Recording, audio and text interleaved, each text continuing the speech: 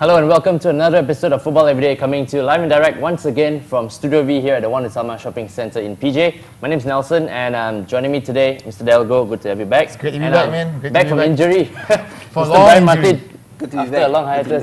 Good to have you back, Brian. Thanks for joining us. Well, guys, what a weekend of football it's been. I'm sure all three of us are very happy, as both Liverpool and Man United won their games. But let's start with United, Brian. They were down to 10 men, yet still managed to come from behind to beat Spurs 3-1 at White Hart Lane. What impressed you the most about their performance? What impressed me the most, I guess, has to be the determination and sheer grit that they showed in the last 30 minutes when they were down to 10 men, when Scholes got sent off. As a United fan, you fear the worst, but in fact, they actually played better in the last 30 minutes, I thought, compared to the rest of the game. So, deserved result, definitely? Definitely. Something about Spurs, either something about White Hart Lane or something about Tottenham that gets United playing their best. Too bad Shabby's not here for us to take the mickey out of him. But Daryl, what do you think this says about the credentials of Spurs? And players like Aaron Lennon, in general. I wouldn't say the bubble has burst for Spurs. They still got this week, against Chelsea, to prove themselves. To be up there in the top. I wouldn't say they're top 4 material yet, but easily in the top 6 if you basically get the results. Okay, if you're going to mix it with the big four guys, you've definitely got to produce results against them, right, Brian? So Spurs, it's only the first test I think of the season, but in his post-match comments, Redknapp put the game in context. He says, listen, Tottenham have started very well. Bear in mind, they've got 16 points from 5 matches, which is a hell of a good result compared to last season when they lost almost everything under One Day Ramos. Okay. So it's important to look at it with perspective. Yes, they've lost one of the big four, but they've got a lot of important games coming up. In fact, they've got a really big game this coming weekend. Right. So the onus is on the Spurs players to bounce back this weekend. That's 12 points from 5 games for Spurs. Not bad.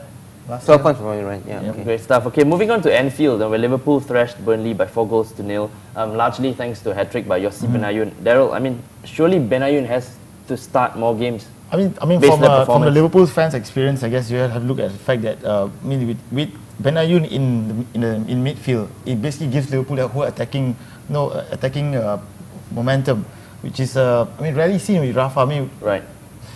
And it's Burnley, for heaven's sakes. Because it's Burnley, don't you think that Rafa may be tempted to leave out Benayoun when it comes to a bigger team? For instance, if they play, say, Chelsea, do you think Benayoun will start? I doubt it. Knowing Rafa's thinking, the way he likes to tinker, he may put, Mascherano comes back from injury. Right. I think he's the first choice. You place a bigger team like Chelsea or Arsenal or even United. You have a point there. We'll see how Rafa's tactics take him to over the course of the season here. Yeah, Brian, where do you envision Burnley ending up come the end of the season? Will they become the Hull City of last season? Yeah, it started like a house on fire and then near the end, barely scraped through. Hopefully for Owen Colsman, that doesn't really happen. I've been really impressed with Burnley, but they had a shocker of a game at Anfield. I have to praise Liverpool. I think Rafa got his tactics right. Right. But if Burnley are going to play like that against other teams, even lesser teams, chances are they'll end up near the bottom half of the table very soon. But Nelson, with Burnley, the fact is they have to win all their home games. Like what Stoke did last season. That's all. But forget about the away games. So do you see them staying up, Daryl? Well, you can get results, some decent results back at home. A point or 3 points. All the time at home, they should be able to stay up. Okay, nice one, guys. But it is time for our first break here on Football Everyday. But we'll be right back before you know it with more football chat and banter. So do keep it locked on to Football Everyday.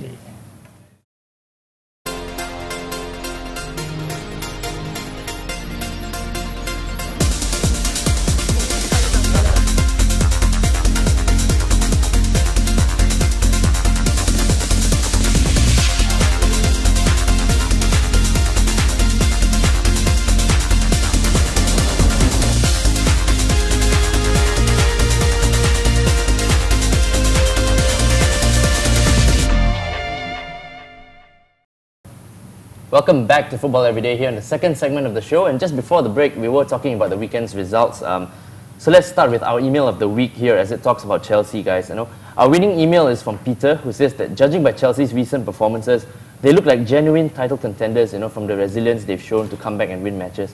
Brian, you agree with Peter's evaluation of the Blues? Or wait a second, the surname isn't Kenyan, is it? No. Peter. But, No, but I or would have you to say agree. Chelsea are living on the edge? You know, they can't keep doing this, right? Yeah, but championships are made out of games like this. Last season, Liverpool proved that they were title contenders. But what did them in was losing games like this against a smaller opposition. Yeah, Wouldn't you drawing agree? them, yeah. Oh, Drawing games like drawing, this. right. So Chelsea have proven that they've got something extra. I mean, Daryl, your thoughts on Chelsea? I mean, looking at the fact that they have this whole transfer ban looming over them and all Right. that stuff, right? Well, basically Chelsea is going to set up to basically prove a lot of doubters wrong and all the cynics, and basically find some silverware for themselves come Great next stuff. May.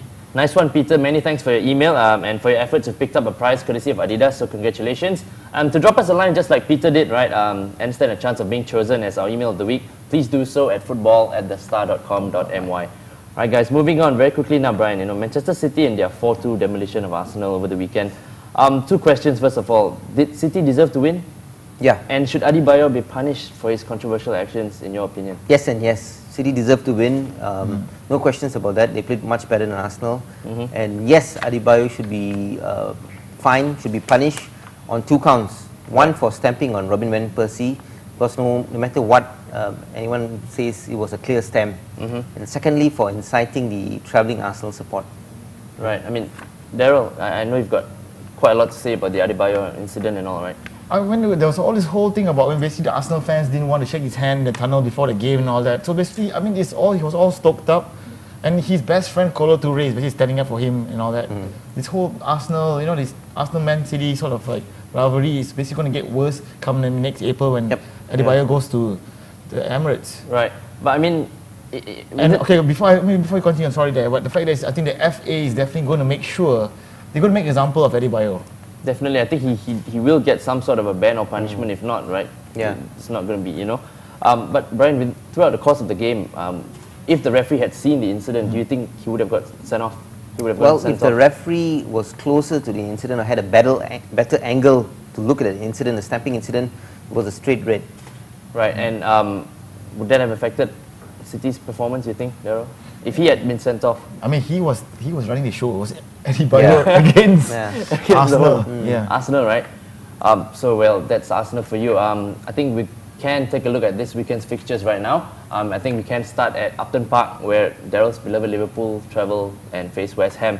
Daryl, I mean, it's got to can they keep up their recent winning streak, you think, at Upton Park? They just got to get the job done there. I think they have enough in the Liverpool team. I've seen them play against Burnley. It should be a 2-0 for Liverpool. 2-0 to West Ham. Sorry. Oh, you would want that to happen. 2-0 to Liverpool. Brian, Liverpool win again for you? Yeah, I think West Ham pretty dodgy form at Upton Park. In fact, they look better away from home. So yeah, I agree with Daryl. I'll take Liverpool to win pretty comfortably. All right. Let's move on, to Sunday's games, where the early kickoff takes us to Old Trafford for the first Manchester derby of the season. I think we're all looking forward to this. Brian, what kind of match are you expecting from this one? Considering both sides are generally playing well at the moment. Yeah. Well, actually, a lot is going to depend on who plays for City, because City are, I would say, the informed team of the moment. Not Chelsea. It's Man City. Will Adebayo be suspended? Chances are he would. Yeah, I haven't got any news on that one yet. Exactly. Carlos Tevez looks to be injured. Right. I don't think he'll start. Robinho as well, right? Long-term casualty. So who does Mark Hughes play up front against United? A lot is going to depend on Hughes' team selection. But got to put your neck on the line. Will United put an end to City's 100% record? I would have to say so. I mean, considering that Hughes will not be able to start with 3 of his first choice forwards, Right. you'll have to say the pendulum has swung towards United. And I think Santa Cruz is still injured as well, right? Quick score prediction, Brian, then. And this one. I think 3-1. 3-1 to United, of course. 3-1 right? to Man United, yeah. All right, Daryl, you agree? United win? I don't know. I'm Very going quickly? to go for a draw, because I think Mark Hughes is definitely going to sit back and basically rely on his defense right now. I mean, he's got this fantastic defense right now.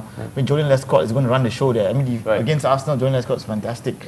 So I mean, like, if basically they can frustrate United, and on the midfield, right? I mean, you talk about Gareth Barry, De Jong, and I think City can also hold up against Man United in midfield.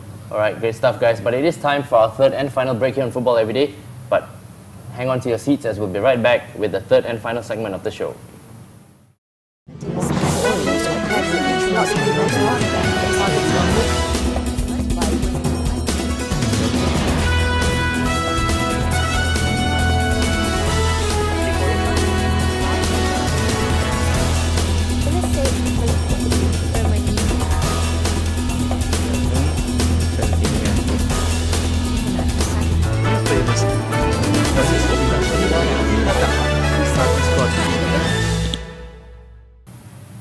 Thanks for joining us here on the third and final segment of today's edition of Football Everyday. We were, of course, talking about the upcoming fixtures this weekend, and let's head on. We will continue a little bit more about Man City versus Man United. I'm really telling you, Alex Ferguson is worried. He's scared of Man City. I mean, he would be, as Brian said, on current form, right? City, I know, have won all their games so far. I think he'll be wary. I wouldn't say scared. He'll be wary of City's current form. But, I mean, he's been there, done that, bought the t-shirt, seen everything. He knows Mark Hughes. Come on, Hughesy used to play under Ferguson a long time ago. I mean, I still believe... Are they on good terms? I mean, you never read the books and all that. I think they are on good terms, but what has added spice to this fixture is City trying to get under Ferguson's skin. You know, the big Carlos Tevez poster, and, you know, basically saying that we are the team in Manchester, stuff like that, you know, trying to needle Ferguson. But I mean, in terms of, like, financial underdogs, Man United are the financial underdogs here. It's funny you should say that. Actually, you're right. You know, United at one time the world's richest club. You know, can't hold a candle to City now. So I mean, Daryl, technically, I mean, this Hughes, like we were talking about. I mean, he's been blighted by all his problems, the especially master the injuries. The student kind of thing. I mean, it depends on what type of team. I mean, he's definitely not going to go out gung ho and attack Man United. That's not going to be what Mark Hughes is going to do. But he has a defensive steel in the team right now. Yeah, I agree. Right. But actually, it'll be more interesting to see what type of team Ferguson puts out, because he has tended to be very cautious. Against Arsenal, he played 4-5-1. Against Besiktas yesterday, he played the same way, 4-5-1, with only Wayne Rooney up front. As a lone striker, As a lone striker. I mean, would he go for the kill at Old Trafford, or would he continue to play it safe? So it'll be interesting. I mean, anything goes for Manchester derby, actually. We hope that this derby will be memorable, not like last year's. The two we had last season, right? Okay, so really looking forward to that one. And from one derby to another, guys, you know, where London rivals Chelsea and Tottenham face off at Stamford Bridge. Daryl, man, which areas are going to be key for both teams in order to win? Well, definitely, I mean Spurs not much to separate the two, right? I mean, Spurs' defense were cut to shreds by Man United. So that's where I guess the worrying thing is, with Anelka basically really on fire and Drogba back, he had a good rest. Right. I mean, Brian, Chelsea or Spurs for you? Chelsea on paper looked a much stronger team, tougher team. I agree with what Daryl said. It'll be interesting to see if Redknapp starts with his gung-ho tactics. You know, is he going to start with Lennon, Keane and Defoe up front? That obviously didn't work against United. I don't think it'll work against Chelsea. I think he's got to add a little bit more steel in midfield, maybe an extra midfielder, you know. And one of them will have to be sacrificed. My feeling is that Keane will be sacrificed. Right, I mean, but... And Koulibaly going back to Stamford Bridge. Yeah, that's another thing as well. I got to ask you, Daryl, I mean, in terms of tactics, but I'm talking about, you're comparing the two teams on paper. Chelsea's general age, you know, average age of the team, their stars and all are older compared to Spurs, the youthful side of Spurs. Will this make a difference, you think? Well, I mean, you look at Frank Lampard and all that. I mean, they're basically just getting better with every season. I mean, you can't deny that. You know what I mean? Definitely no doubting the quality, you know, right? But, you know, I don't know. It could be a... Guys, score prediction, Brian? I mean... I'm going to take Chelsea to edge Spurs 2-1. I think you're right. Been there, done that sort of thing? Been there, done that. I think you hit the nail on the head. You said experience. Experience is going to count in this game. Daryl? Well, I mean, Spurs are definitely going to ruffle a lot of, they're going to ruffle the feathers of Chelsea, but it's going to be Chelsea's... It could be 2-1 there. 2-1 to Chelsea as well. All right, great stuff, guys. Chelsea might pull away. Just before we give you this week's Football Everyday Fun Fact, another interesting fixture we want to look at. Can Portsmouth win? Can Portsmouth, 0 points. Finally get their first. Yeah, I think it's their worst start to the season, right? Since I don't know when, but they face Aston Villa at Villa Park. Brian, very quickly. That's 6 games down. Yeah, I mean, enough said, not an easy fixture. Villa have just beaten Birmingham in the Midlands derby. You know, they'll be on a high. You know, I think an easy 3-pointer for Villa. Daryl, you agree as well? Yep. I'm pity Portsmouth, but I think they're going down this season. Super stuff as always, guys. So just before we round up the show, here's this week's Football Everyday Fun Fact, and it's something on who else but Emmanuel Adebayo, right? Did you know, guys, that when Adebayo signed for Arsenal in 2006, he was actually given the nickname Baby Kanu due to his resemblance to former Arsenal star Nwankwo Kanu, who Adebayo actually idolized as a youth. Daryl, man, any resemblance there, you think? Kanu and Adebayo. Not in terms of character, though. Yeah, definitely not in terms of character at all. No? Yep. Alright, great stuff, guys. Pleasure having you as always. But that's about it for this week's edition of Football Everyday. Brian, Daryl, thanks once again. See you soon.